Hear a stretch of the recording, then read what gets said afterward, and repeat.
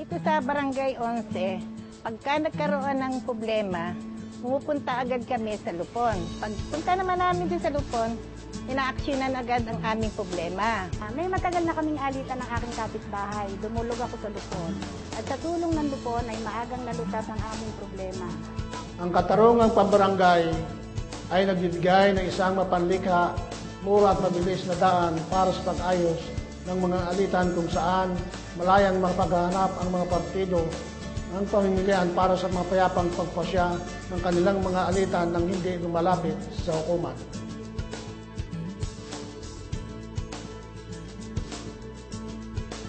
Ang ating katarungang pambarangay ay regular na nagbibigay ng impormasyon sa ating mga kabarangay na ikinakabit sa mga strategic location. Ito'y sa mga health center, sa mga basketball court, at sa mga matataong lugar. Ito ay upang ang kabarangay ay maaaring mamili kung sino ang dapat nilang lapitan at kung sino ang dapat nilang piliin na mamuo sa conciliation panel. Kami po ay nagmi-meeting tuwing ikalawang linggo ng kada buwan.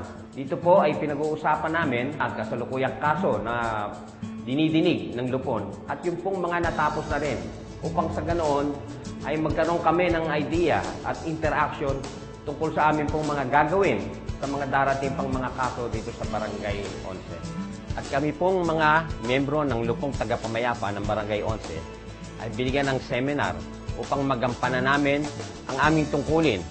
Ito po ang roles and functions ng mga membro ng Lupong Tagapamayapa. Kami po ay nagpapasalamat sa ganitong seminar upang kami po naman ay makaganap sa aming mga tungkuling sinumpaan. Dati-rati, ang Lupon Tagapamayapa ay binabaliwala nila. Pero ngayon, sila na mismo ang lumalapit sa amin at humihingi sila ng tulong kung ano ang dapat nilang gawin. Mapalad at pinagpala ang Barangay 11 sapagkat marami ang tumulong sa amin upang magkaroon kami ng isang magandang opisina. Steel cabinet, isang set ng conference table, wall fan at air conditioning unit. Ang presensya ng Diyos ang pinakamahalagang bagay sa pag-uusap ng bawat isa. Kaya bago kami magsimula ng hearing, ay nagdarasal po muna kami. Dito sa barangay, ayusin na natin. Pagdating pa sa korte, magbabayad ba tayo? Sa barangay, wala. Lubos po kami nasisiyahan. Pag nakikita po namin kayo nagkakasundo sa problemang inahain niyo sa amin at nagkakamayan at kung ba ay nagyayakapan pa. Alam nyo, hindi lang po kayo ang nasisiyahan at nakikita rin po na ating taga-barangay ay wala pong kinikilingan. Ang tangay lang po namin layunin ay makita kayong nagkakasundo at nare-resolve po natin na problema dito po sa ating barangay.